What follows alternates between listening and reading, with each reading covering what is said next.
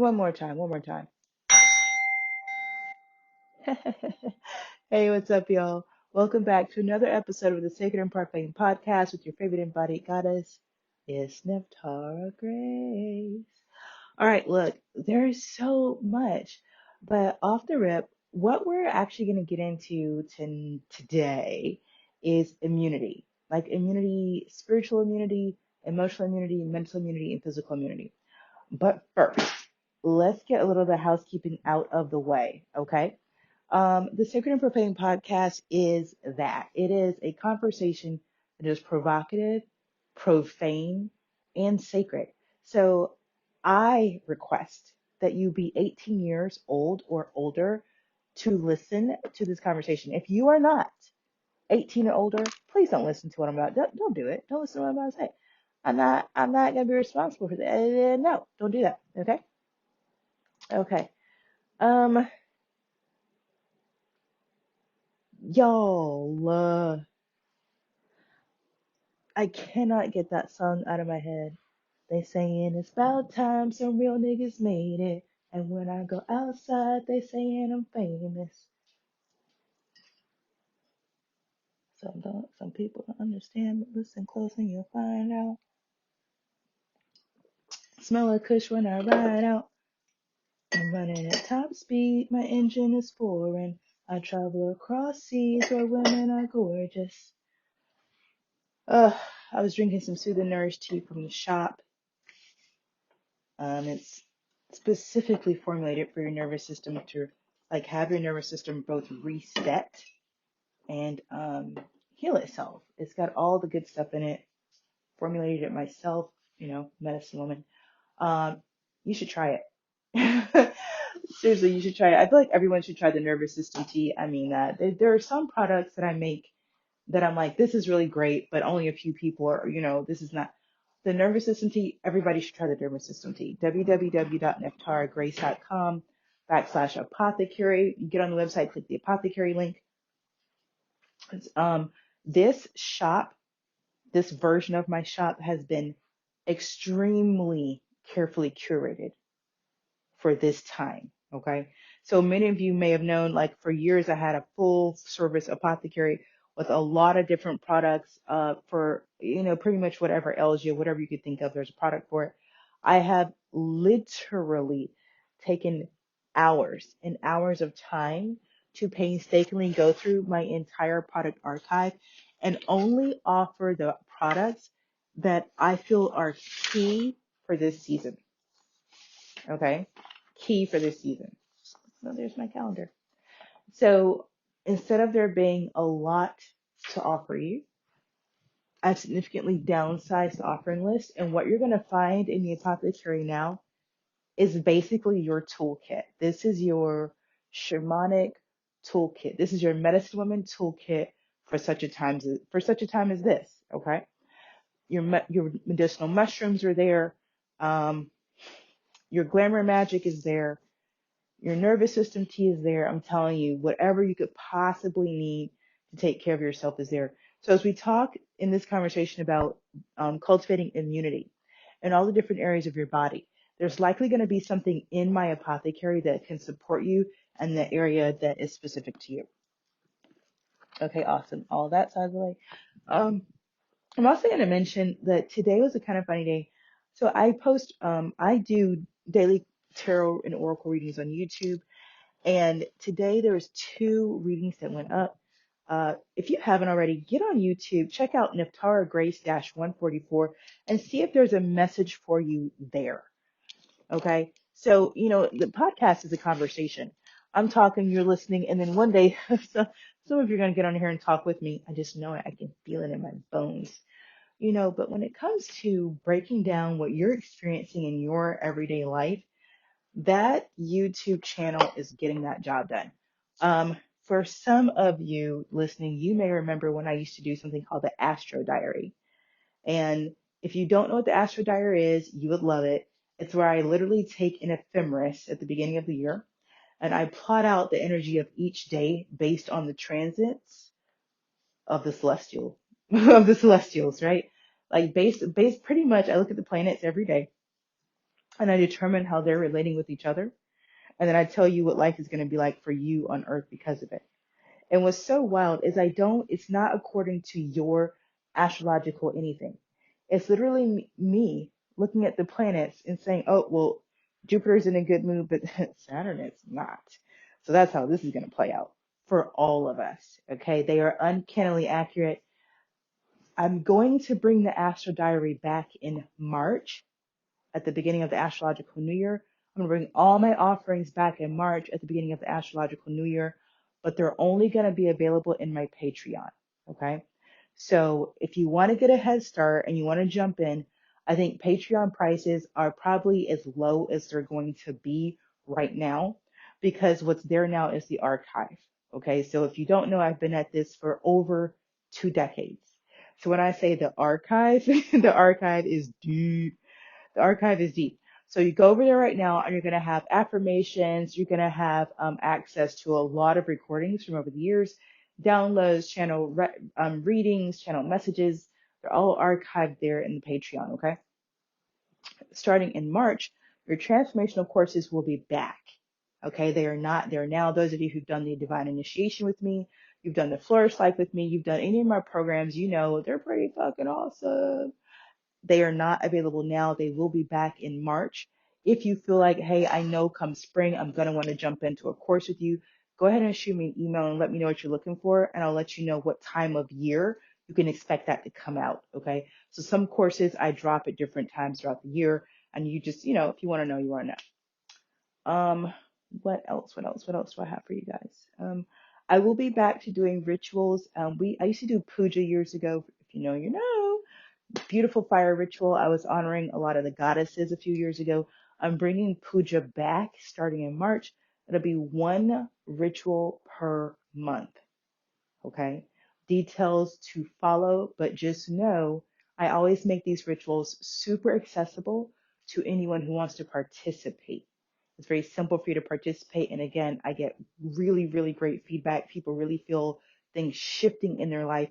I'll have people joining in from Australia, from Romania, and they'll be like, oh, I really felt that ritual. Okay.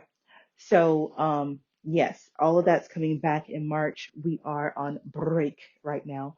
And break looks like you get a weekly podcast from me, you get a daily YouTube reading from me, and every now and then I serve face on Instagram. That's what it looks like for me to rest. Okay.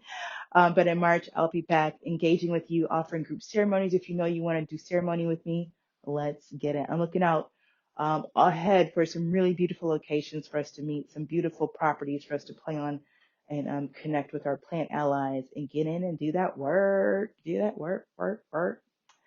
All right, I think that's all the housekeeping that we need to do up front. Let's get some runes and jump into this conversation. Holy angels, ascendant masters, and archangels, thank you so much for your guidance as we grow and flow. Mannaz, Algiz, Hagalaz, dang, and Ehwaz. Okay, okay. Very brief translations for you. Hagalaz is air or transformation. Okay. Ehwaz is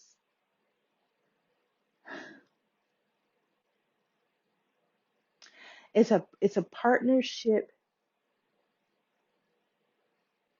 that's based on mutual respect. That's how I'm going to read it in this particular casting. Okay, I have Mannaz. This is manifesting a divine union. This is like something coming into physical form. And then Algiz. This is divine protection. This is sanctuary. This is a very high level, this very high level partnership right here. Okay, that's what this is. We're talking. Listen, I'm just telling you, this is what's been coming through in the tarot reading, so I'm not resisting it. I'm not playing around. I'm honoring my job as a messenger. There's some high level connection, collaboration, partnership coming through. Okay. We're here to talk about immunity. And this whole conversation I didn't see coming, but I love it and I appreciate it. Where I am, it is winter time. I'm in the northern hemisphere. It's winter time. And people are talking about being immune to cold and flu season. You guys know, as a medicine woman, I'm just not even into these conversations. Like, what? Um, and I absolutely, drink my honey, lemon, ginger thyme in the mornings, very much so. But as I really sat with the concept of being immune, it's like, what is immunity? How does it work? Okay, so some of you may not know, but years ago, let me see, how old am I now? Okay, 22 years ago, I had a car accident that was extremely traumatic. I had a severe injury and I lost one of my major organs in that car accident. And I lost a major organ. I lost an organ that people say, okay, if you look up my injury, people have a very short expected lifespan after they sustain the type of injury I sustained. As a matter of fact, most people live 3 to 5 years after going through what I went through. And this is 23 years later for me. Okay. Just to give you some scope on it. Um, and in particular, the organ that I lost, my spleen, plays a critical role in the body's ability to defend itself from sickness and disease. Immunity. So the immunity conversation is a really integral one for myself. And for those of you who may be curious, absolutely that car accident and that injury absolutely had a lot to do with me getting on my path as a medicine woman. I'm a multi-generational shaman and medicine woman. This is in my bones. It's in my blood. I inherited these gifts, but I was not on the path to fulfill. I wasn't on the path to live this purpose. And that car accident absolutely changed my life and like established me on my path. Okay. Um, Losing a spleen in such a traumatic way um, really forced me to not only prioritize my life, uh, distinguish my values, but also to become hyper present to my physical health, to the environment in which I was living. Okay. Because when you don't have a spleen, your spleen pretty much stores your red blood cells. So your blood cells are made in your bone marrow, and your bone, like your body ships them off from your marrow to the spleen. The spleen is the storehouse. Okay, it's like it's the storehouse, it's the bank. And so when sickness or disease comes and your body needs to fight it off, it goes to the bank, it goes to the bank, it goes to the spleen, and it makes a withdrawal of healthy, strong blood cells and says, hey, we need these guys to come fight. We got a virus. Come on, we got some bacteria. Come on, come on, come on. Let's go, let's go, let's go. Okay. And then in a typically functioning body, the spleen will release these healthy blood cells, and these blood cells will go out there and they will get the job done. They'll team up with some white blood cells and they will defeat this bacteria, this usurper, and then kick his ass out. I oversimplify the process, but that's, on a very rudimentary level, what happens. Okay. And then we blow our nose and we blow it out, or we go to the bathroom and we evacuate this toxin out of our body. That's what happens. Okay. So I don't have that bank, or I didn't have that bank. Wink, wink, wink. Um, and so to be in a hospital for a long time with tubes in and out of my stomach and my mouth, and be told, okay, and it was emergency surgery, guys. Like there was no planning because it was a car accident. So it's like one day I was fine, and the next day I'm waking up in the hospital with tubes coming out of me, and they're like, "Hey there," and I'm like, "Oh my God, what? Like, where am I?" Right? Um, but I was told very, very seriously by a team of doctors. My surgeon's there, my mom is there, and there's three doctors right now staring at me. You can't eat this, you can't do this. If this happens, you got to do this. Like literally, these are the rules for the rest of your life.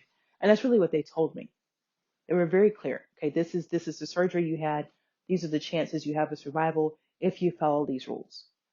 We did a great job. I lost a lot of blood, so they literally had to take my blood out of my body, clean it, and put it back in.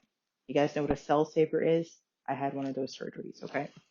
So, full, like to give you the full visual, I have a 7-inch scar on my abdomen because it was a laparoscopic surgery, which means my stomach cavity was filled with so much blood. They couldn't tell what organ was damaged. So they just cut me open like a deer. Okay. This is a great time to remind everyone that every episode of the Sacred and Profane Podcast is a trigger warning. Thank you very much, ladies and gentlemen. So now you know. now you know. So really, can you imagine being told you can't eat this, you can't go to this place, you can't do that. If you ever get a fever this high, you got to rush to the emergency room. Like this is for the rest of your life. That's what I was told. I was in my early 20s and I was told for the rest of my life, given a piece of paper, this is what you can do. This is what you can't do. This is where you can't go. This is what you can't eat for the rest of your life. I was in my early 20s. It sounded to me like a death sentence. And I'm serious. Like when they got to the list and they said you can't eat sushi, I told the doctors, I said, I'm gonna eat sushi. I feel so strongly about this.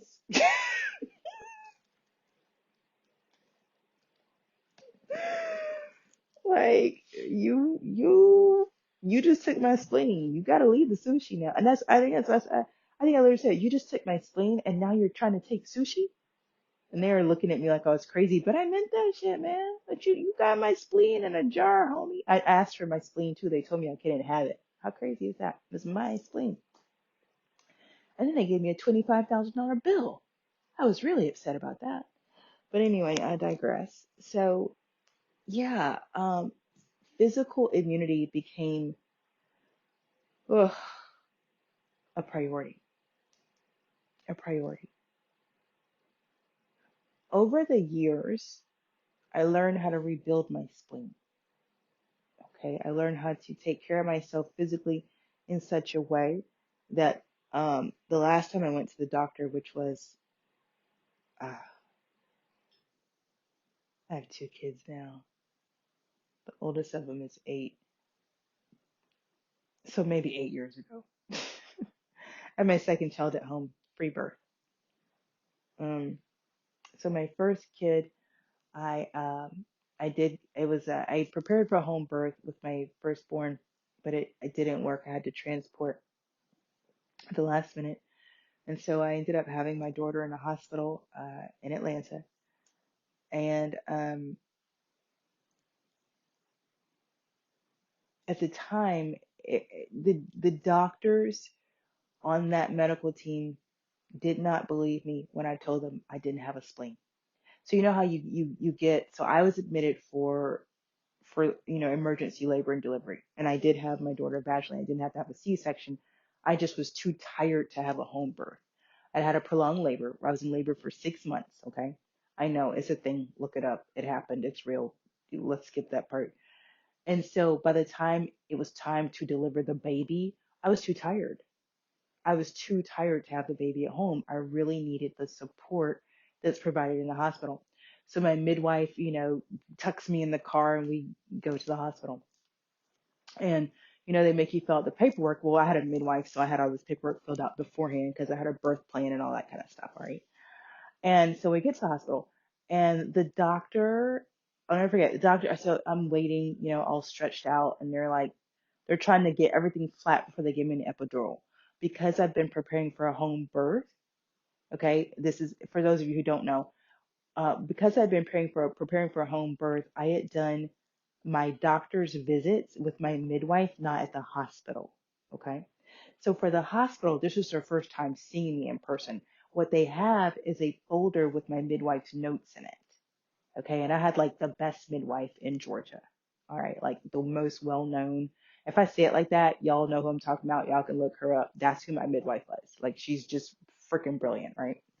So, she's giving him her notes. And when I hired her, she said, look, I had to go ahead and fill out medical history. She goes, in the event we have to transport, it's already done. That's how good and thorough she is.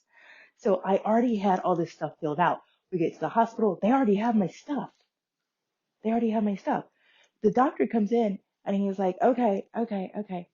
Um, well, we know you're disappointed. You want to be at home. We're going to take care of you. We're going to do our best to, make sure we get you, get you and your baby, uh, delivered here safely. But a couple things about your intake form, I just got to go over with you in person. It says here that you had a splenectomy in 2003. And I said, yeah, uh-huh.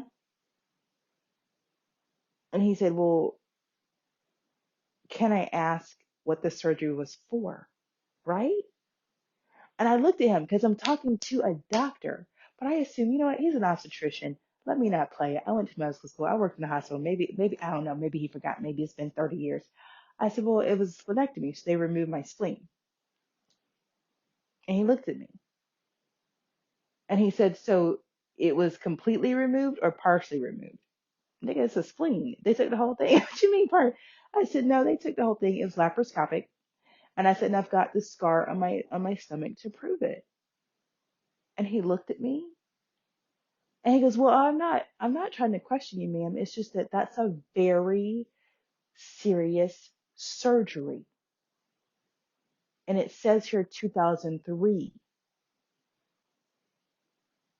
Y'all, it's 2016. I did mention there's a 3 to 5 year life expectancy after it with the type of injury I had. Okay.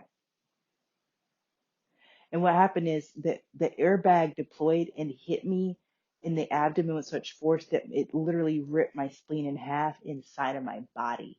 Okay, I had major organ damage from the airbag deploying in the car. Okay, so now it's 2016. I'm in the hospital trying to have this baby, and the doctor's flipping the fuck out of me. He's like, "Okay, ma'am." And he's like, I just want to make sure I have everything right because it really matters. When we dose the epidural, like it all matters. If something happens and we end up having to put you under for emergency C-section, anesthesiologist, he goes, and I said, no, I truly understand. I really got it. Plus you transport it from, midwife home care. We just gotta, sir, I understand. In 2003, I had my spleen removed. I'm not making it up. That's really what happened. He was beside himself because my blood level counts were perfect. Were perfect. All the tests they were running to make sure that I was healthy enough to deliver a baby, perfect. So I had my first child when I was 36 years old. Let me tell you, in modern society, they tell you that a woman at a certain age is too old to have kids. I had my first kid at 36, my second kid at 38. Okay. Because of that, I had all those extra tests ran on me. Ladies, you know what I'm talking about. So yes, they checked my levels. They wanted to make sure, I forgot what it's called when you have the, preeclampsia. Your high blood pressure because of the baby. I mean, they ran tests for everything when I got there. Again, I was supposed to be a home birth. I was doing care with my midwife because I was living an hour outside of Atlanta.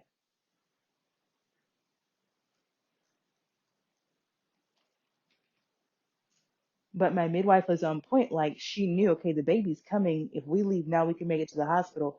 Like I'm telling you, I cannot. This Beth, best. Beth is the best midwife ever. Okay. So I'm trying to put you in the world of I regrew myself a spleen. You can do anything. Never let anybody tell you otherwise. You can do anything. Okay. Now, after getting my physical immunity intact,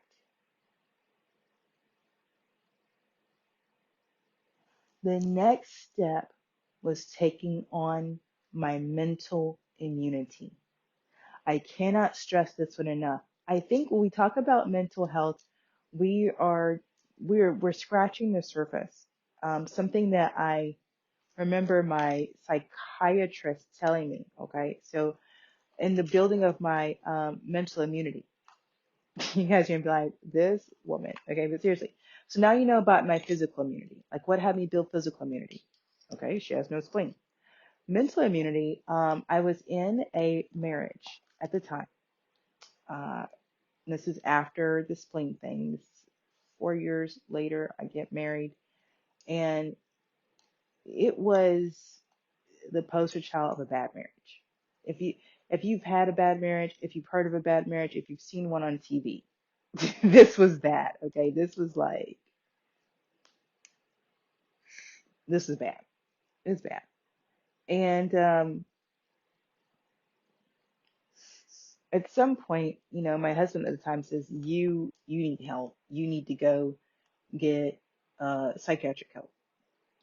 And I was so in the throes of a toxic marriage with someone who was sociopathic, um, psychopathic, and homicidal. Okay, it was bad. That I agreed. I said, you know what? I should go get help. I need help. Let me go get help. And so once again, I was very fortunate to have, I think, one of the best practitioners in the city of Atlanta at the time. Dr. Darvin Hagee was a phenomenal psychiatrist. Okay. I don't know if any of these people are still practicing. If you are in need of psychiatric support and Darvin Hagee is still practicing, please. He is worth every penny. I can't stress it enough. If you're in Georgia, last time I checked, Beth was in Georgia and she was not in Atlanta. She was an hour and a half outside of Atlanta. I don't know where she is right now. But if you look up, best midwives in Georgia and Beth, I mean, you can't go wrong. Again, worth every penny, worth every penny. These are actual health advocates, okay? And I don't recommend people lightly. Again, I went to medical school, I worked in the hospital. I don't just recommend doctors. I'm a shaman and a medicine woman. I don't recommend doctors. So when I recommend a practitioner, a facilitator, or someone that I feel like is an actual advocate for health, you just gotta know that's a real recommendation. That's a real recommend. These people do not even know I'm recommending them right now, okay? So Dr. Hagee said to me, I was sitting there talking to him, and he's like, "Okay, Lily, you got all these things. You got bipolar disorder, you got depression, you got anxiety." And I looked at him and I said, "No, that's not possible." I did. I said, "That's not possible." He looked at me. He goes, "Well, what has you say that?" I said, "I have, no offense, but I have a degree in psychology, and I know myself. I know what's possible. I know I'm a student of humanity. It's not possible to have all three of them simultaneously. It's not." And he says, "What has you say that?" I said, "Because mental health occurs on the spectrum. And you just listed three places on the spectrum. So, no." Like, no. Uh-uh. And he looked at me. And he just looked at me for a moment. And I looked at him and he looked at me.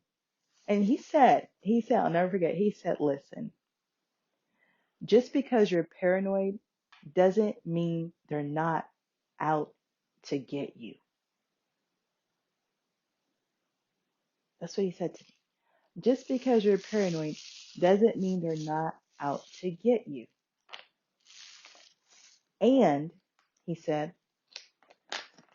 perhaps what you're experiencing is less about what's happening inside of you and more about what's happening outside of you. And then he just looked at me and I just looked at him.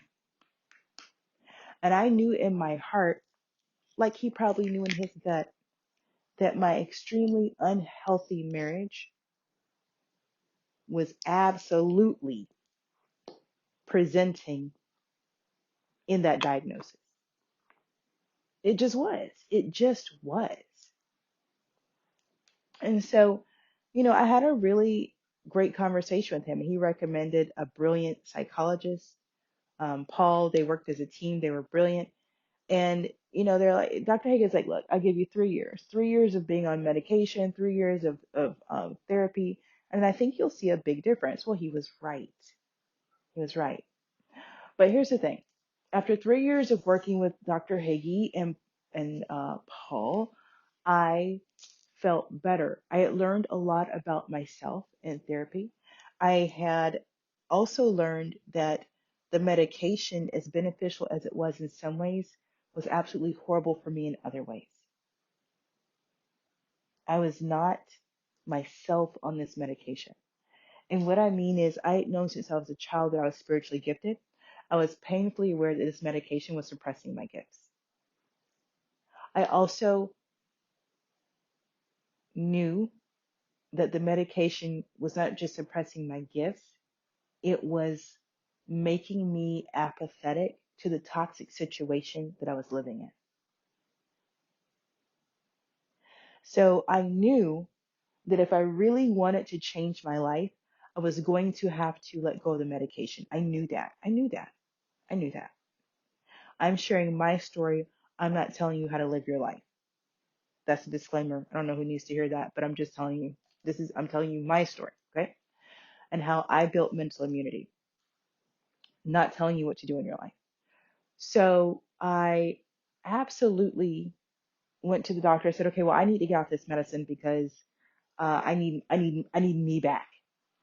And the doctor looked at me and said, I'm sorry. We can wean you off of this medication, this medication, this medication. Listen, by the time I got to this point, I'm 3 years in, I'm taking 9 medications 3 times a day.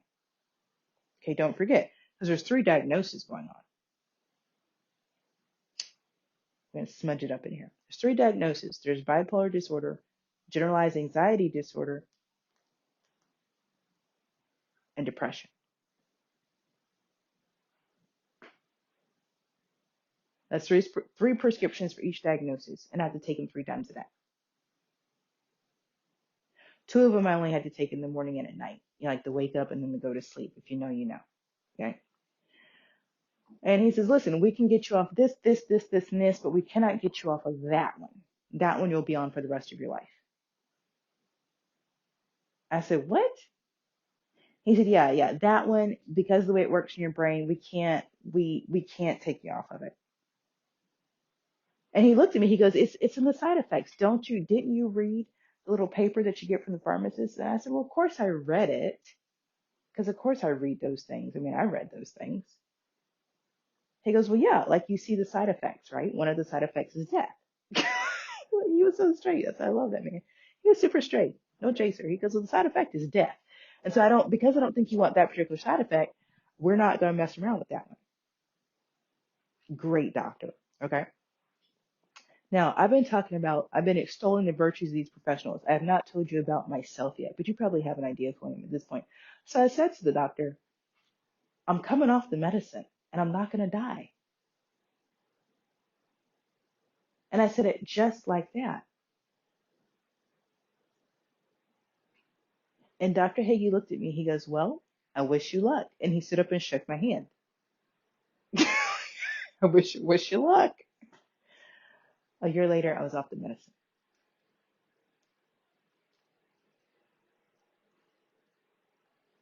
Off the medicine. Now, similar thing happened that happened with the spleen. So I finally, you know, listen, a year later, I'm off the medicine, and eventually, I finally get up the chutzpah to leave this husband. Okay. And if you've ever been in an abusive relationship, whether it's mental abuse or emotional abuse, like this one was, right? He never put his hands on me. It was just all mind games. It was all mind games.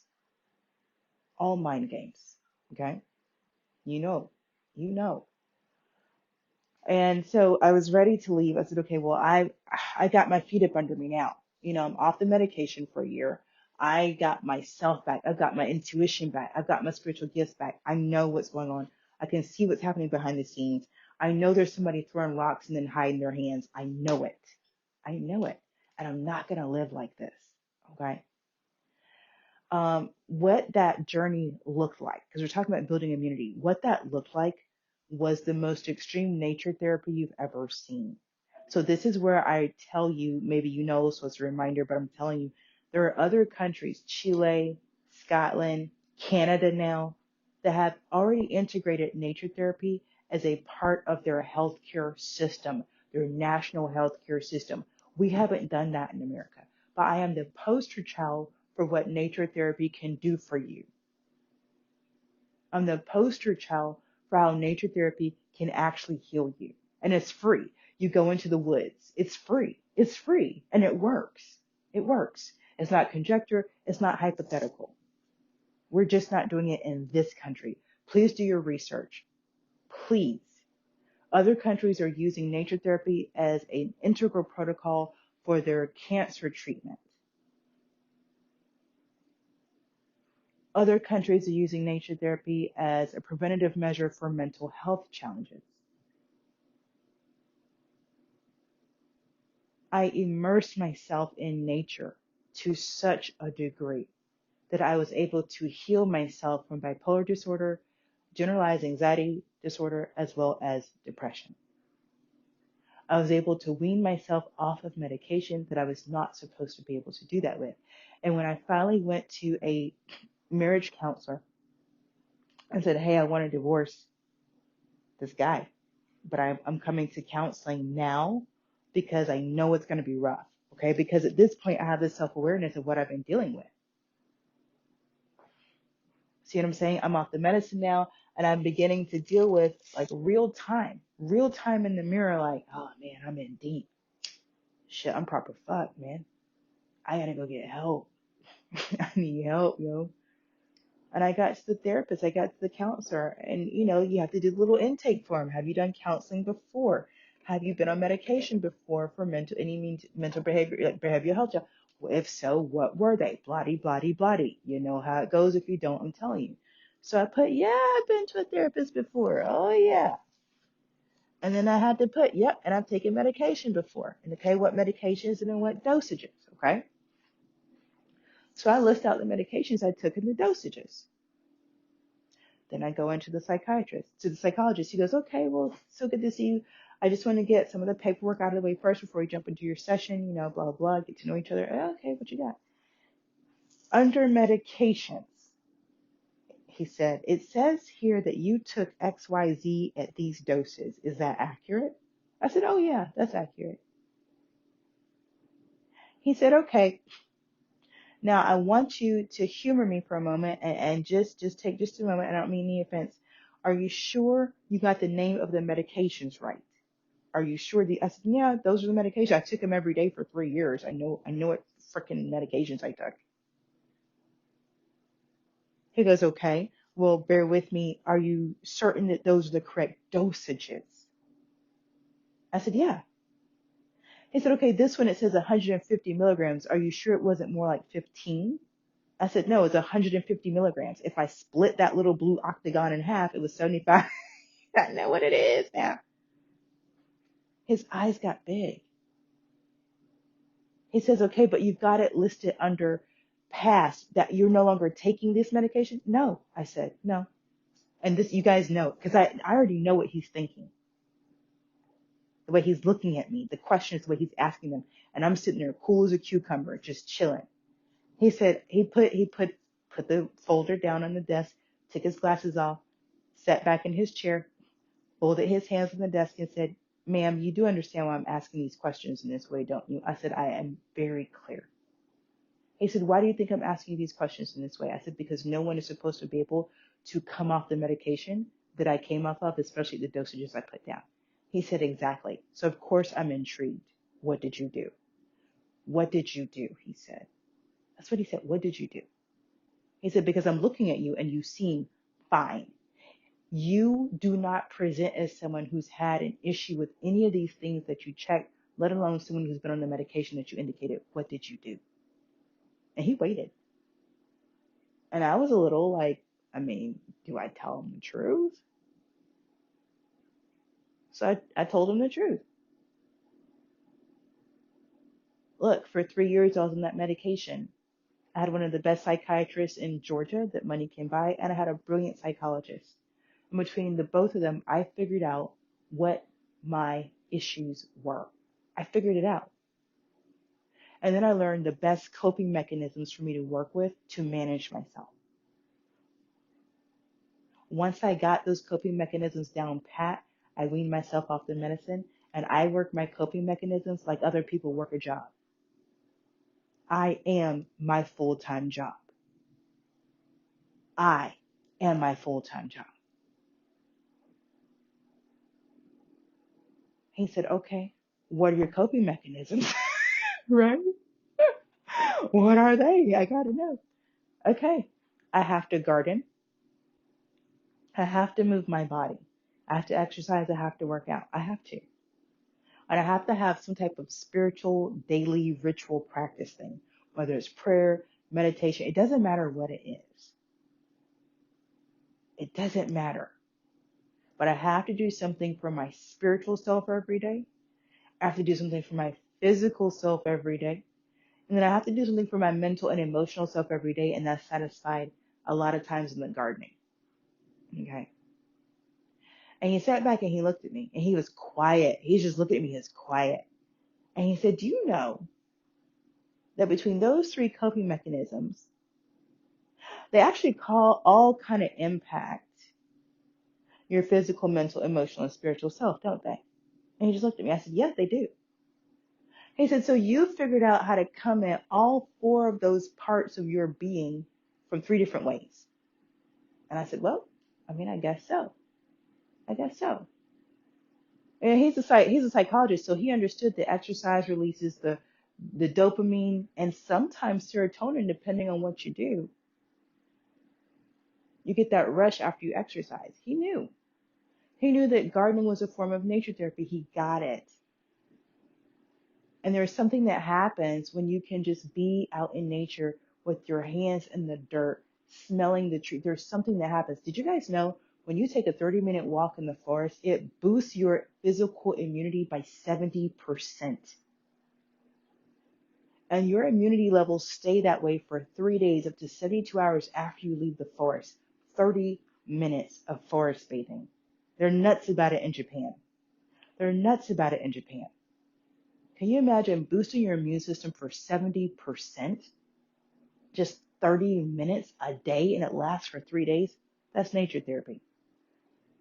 It's nature therapy. But what they've also discovered with nature therapy is that it decreases your symptoms of depression by like 35 to 40% every time you go in the woods. Dude, bruh.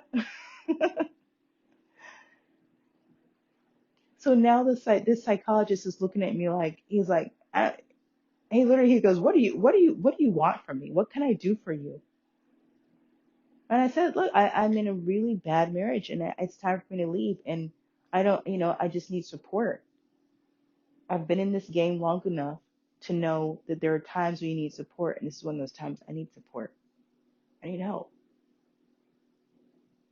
And he was brilliant. He was a brilliant support. And he was absolutely the support I think I'm clear that I really needed at that time.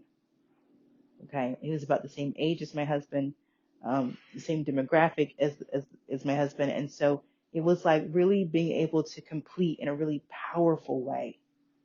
That's the best way I can describe it. So that was my mental immunity. Listen, I pray that none of you build your immunity the way that I have had to, right? I pray that none of you have to build your mental immunity by being in a mentally abusive relationship. I pray that for most of you listening, you just take my story for yourself and you go, okay, build immunity, nature therapy, check, and you just go do it. Not because you're in an abusive situation, not because there's some crisis happening, but because you want to live the best life you can. And you didn't pull the card called I have to go to the school of hard knocks. You didn't pull that. I pulled that card for a lot of us. So mental immunity, I can't say enough about it. Now emotional immunity, wow. That was like emotional.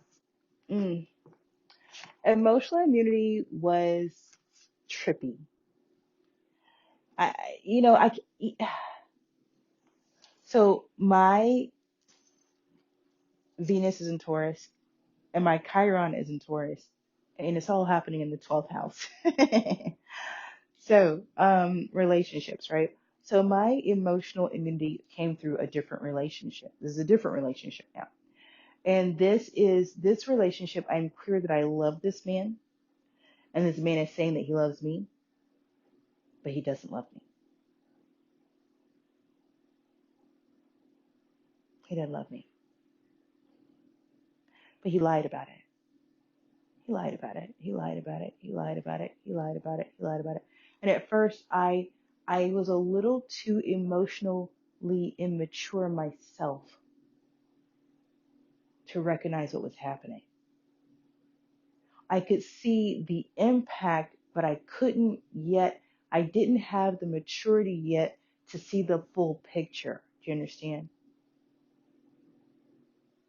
So I took a lot of emotional hits. I took a lot of emotional hits until I got what was happening, until I understood what I was experiencing. See, the previous relationship had been mental. So I knew how to protect myself mentally. I knew how to look out for a mental red flags. Hey, that's it. Hey, I knew that, but none of that was happening. Everything that was happening in this relationship was emotional. And I had no traction with this. So things were said, things were done, things were agreed to, and it was all emotional. It just was. It was emotional. It just was. It just was. And so what that looked like in, no uncertain terms is allowing myself to get to the point where I realize and recognize that the love I have for this person in front of me is true and it's real. But they're not it. There's a deeper love available.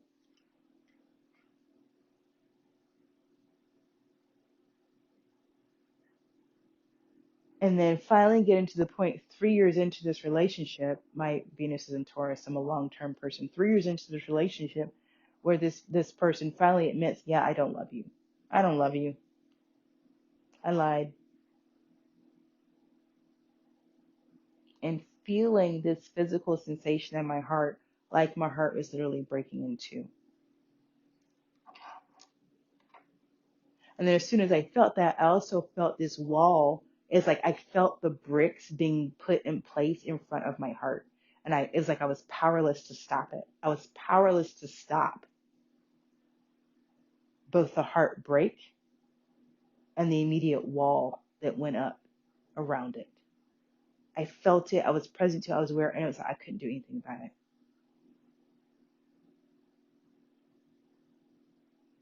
So then I ended that relationship, okay, and then spent the next several years figuring out how to take that wall down brick by brick by brick.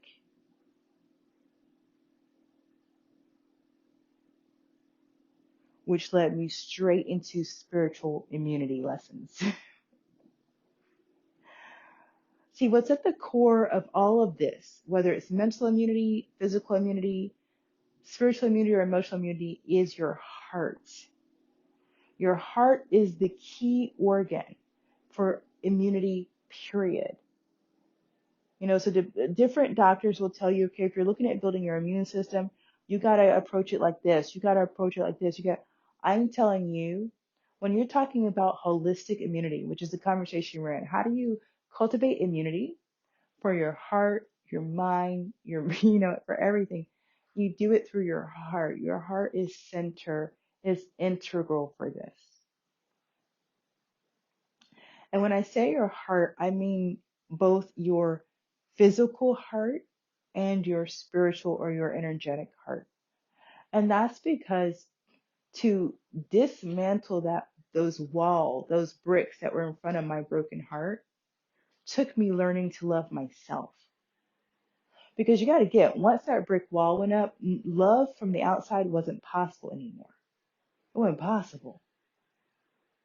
It wasn't possible. I could have met the one and I wouldn't have known because my heart was walled off. So the only love that was ever going to get to me during that time was going to be self-love. No other love was ever going to come through. At that point, the only love that I was ever going to be able to receive was my own love.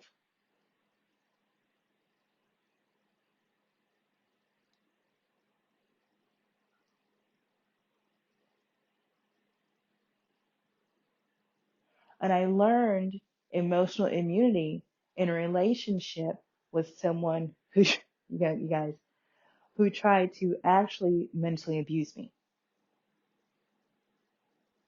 Because I had already mastered my mental immunity, I just threw up I just, I was immune.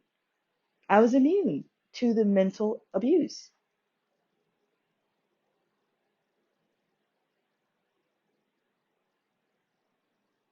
And I was on watch for the emotional abuse because of the previous relationship.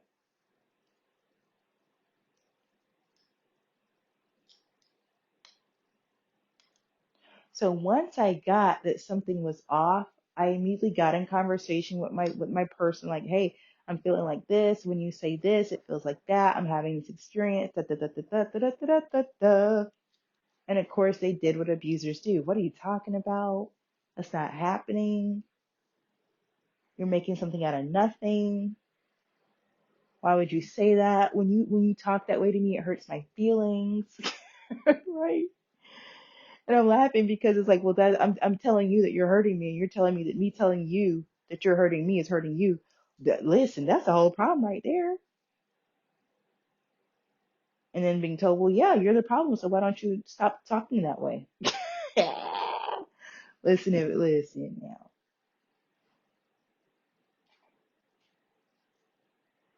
So, the way that I learned immunity was by being exposed to the toxins.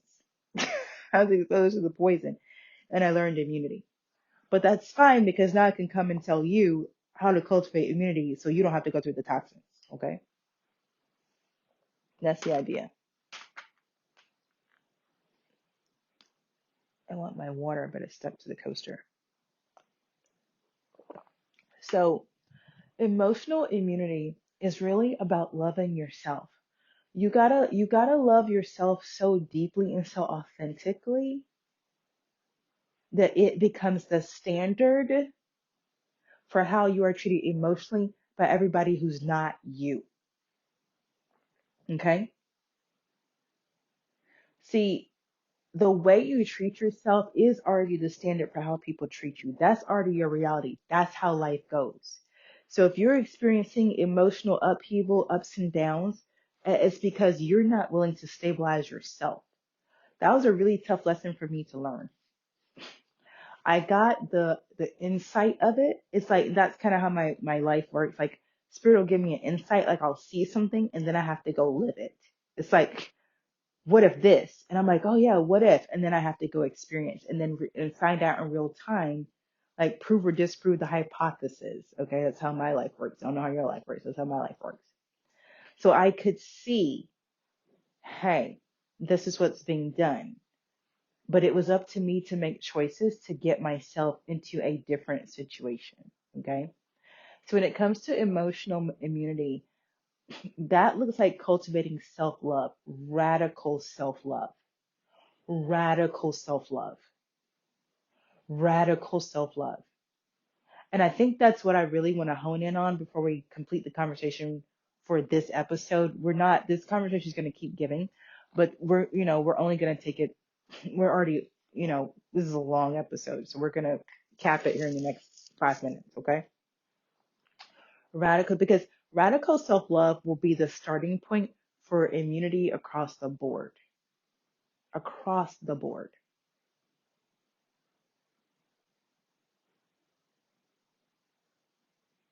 So when you're talking about emotional immunity,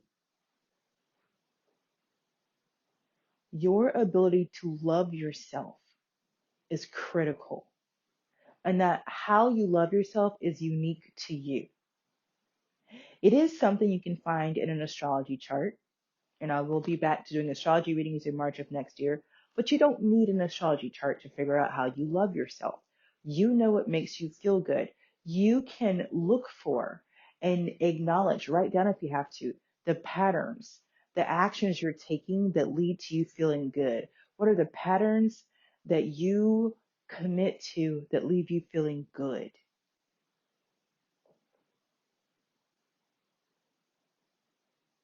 Okay. Whether it's exercise, going to the museum, going to see a ballet, there's some pattern you have, getting up and meditating before breakfast, whatever.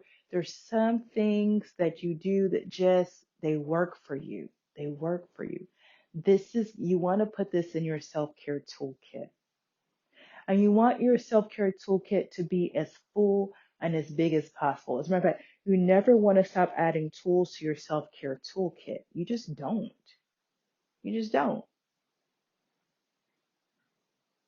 You don't. And you want to allow yourself to flow from one radical act to the next. Because self love and self care are not the same thing, but self care is a part of loving yourself. When you love yourself, you care for yourself. But one of the best ways to love yourself is to know yourself. Know yourself. Okay?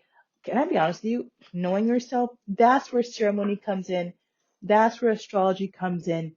That's where working with a shaman, a mentor, a trusted guide, that's where that's supportive. But more than all of those things, knowing yourself is predicated by your ability to be alone with yourself. So before you go hire that shaman, that teacher, before you take that course, before you book that reading, before you schedule that session, okay, before you talk to that facilitator, before you book that retreat, sit by yourself, with yourself, for yourself. I don't care if it's 5 minutes, 15 minutes, or 50 minutes. Do this. Allow what arises to arise. Good, bad, ugly, don't matter. It's all you. If you don't like it, you'll shift it, but we ain't doing that right now. We're just trying to figure out who the hell are you. Because at the end of the day, your assignment is to love yourself no matter what. That's how you cultivate emotional immunity. You give yourself the unconditional love that you require. Humans require unconditional love. The place you're guaranteed to get it is from yourself, but you got to provide it. Now, if you ain't going to provide it, it ain't a guarantee. Okay. Really quick, spiritual immunity, this has a lot to do with faith. But again, this faith is so closely tied to how you love yourself. Because listen, if you don't love yourself, it's hard for you to believe in a God or a deity or a spirit or a being or a higher power that does love you. Okay. People say those things, they don't mean it. Let me tell you, it's like fucking physics out here. If you don't love yourself, why would you believe somebody else loves you? So you don't love you, but you believe in a God that loves you. Why would God love you? Because that's his job, to love the unlovable? Okay. But let's go back to why you're unlovable. Who said you're unlovable? This God? Oh no, your God doesn't say, you say you're unlovable. Okay, so now we're back to a self-love issue. See what I mean? However you round robin it, no matter how you slice the pie, it's going to come back to whether or not you love yourself. Now, once you build your emotional maturity, once you build your emotional immunity and you can love yourself, you got to know nothing's ever going to get through those mental gates again. Your physical self will always be taken care of. And you have a brilliant foundation to build your spiritual immunity from. Okay. I'm going to end this conversation for now, right here. I want you to just sit with what we've talked about when it comes to immunity in all these different ways. Please, physical immunity, I'm telling you, today I had the biggest cup of lemon ginger honey with fresh thyme. It is so good, you guys. I love thyme on everything. It's so good. I put Time Well in my homemade cleaning products. But there's so many different ways to build your physical immunity, from getting chemicals out of your home to eating clean to fasting. Physical immunity is possible. Take it from someone who doesn't have a spleen. When it comes to mental immunity, I really cannot stress this enough. Your mind is the ultimate battlefield, and it's the battlefield where spiritual warfare takes place. So it's like that psychiatrist, the psychologist was I were saying, all four of these are closely linked. Your mental, your spiritual, your emotional, and your physical, they're linked up. So when it comes to protecting yourself mentally and building your mental immunity, that comes from knowing yourself, being able to sit in silence with yourself. It can be uncomfortable when you first begin, but it is an indicator of health. If you're not able to be with yourself for any prolonged period of time and this bothers you, go ahead and get a therapist. Go ahead and go do some group work. There's so many different groups around now you can just kind of jump into. I found some brilliant groups this summer, as a matter of fact. Online communities, that's just what they are. Groups where you can get together with people and talk online. It's really, really great. Kinship, uh, KINSHIP, Kinship is one. I think it's a brilliant format if you're looking for a group to jump in and just begin to build some mental immunity, begin to know yourself and reflect off of others in a safe space. Give that a try. Emotional immunity is built through loving yourself. And this is radical self-love, radical self-acceptance, radical. Like really knowing that you came in by yourself and you're leaving by yourself. And so if there's one person you've got to love, it's yourself. I mean, you just do. And then finally, spiritual immunity is really built, is the foundation is that self love. Because when you can love yourself, you understand that there must be a higher power. And that higher power absolutely responds to your level of self love. Okay. When you see yourself as worthy, the universe complies. When you see yourself as unworthy, the universe complies. So your ability to love yourself is what's communicating to the universe what type of reality you get to live in. Yo, that's deep. Okay. But that's also enough for now. Listen, I'm not asking you to do anything with what we talked about at this point, other than just allow these words to settle in. I don't care who you are. This is an opportunity for you to look at the way you love yourself. And if you will allow it, I'm going to challenge you to up your self-love game in 2025. I don't know what you're currently doing to love yourself, but I'm challenging you to kick it up a notch. You didn't see me, but I just kicked my foot in the air. Kick it up a notch. Radical self-love, above and beyond love of self. That's what I'm challenging you to in 2025, okay? Hey, you guys, this was the first episode of 2025. We did it. We did it. We did it. We did it. We did it. Yay. Thank you so much for joining me for another episode of the Sacred and Profane Podcast. Don't forget to check me out on YouTube at Neftara Grace 144, Instagram at Neftara. And for those of you who are interested in my transformational programs, personal readings, astrology consults, anything like that, you're going to find that on my website at www.neftaragrace.com. No matter who you are, no matter where you are, remember to trust your process, your path, and your purpose. Ashe.